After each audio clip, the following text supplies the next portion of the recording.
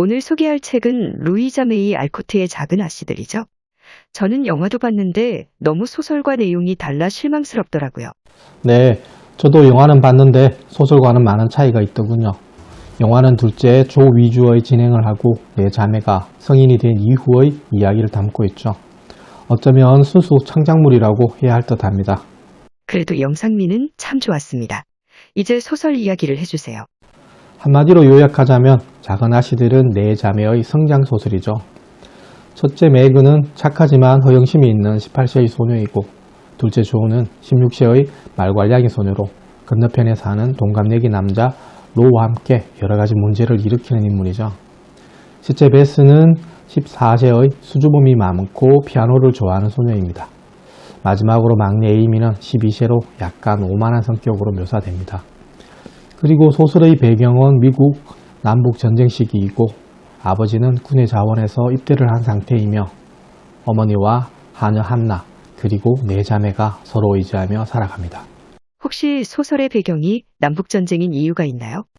작가 루이자 메이 알코트는 실제 매우 가난한 형편에서 가정 살림을 꾸려나가기 위해 바느질, 가사노동, 가정교섭, 글쓰기 등 닥치는 대로 일을 해야 했다고 합니다.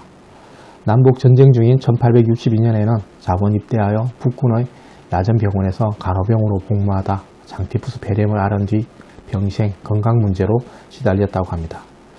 결국 작은 아씨들은 자신의 경험이 고스란히 녹아있는 작품이라고 생각하시면 될 듯합니다. 소설 속에서 조가 자주 아빠를 따라 군에 가고 싶다는 말을 하는 게 아마 조가 작가 자신의 이미지와 닮았다고 생각하나 봅니다. 영화 속에서는 조가 주인공이죠. 소설 속에서도 그녀의 비중이 가장 높긴 합니다. 영화 속에서도 나오는 에피소드지만 크리스마스 이야기는 정말 가슴이 뭉클하더라고요.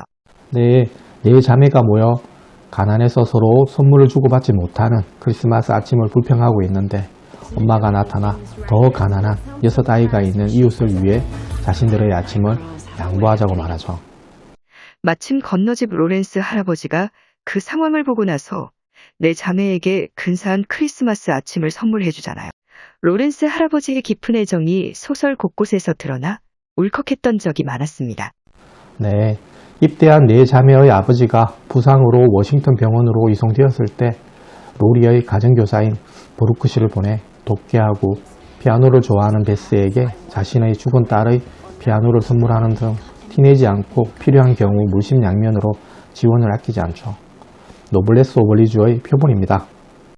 그리고 로렌스 할아버지가 조의 가정교사 브루크 씨를 자신을 대신해서 매그의 아버지의 병간호를 위해 워싱턴 병원으로 보낸 게 결국 사랑의 도화선이 되잖아요.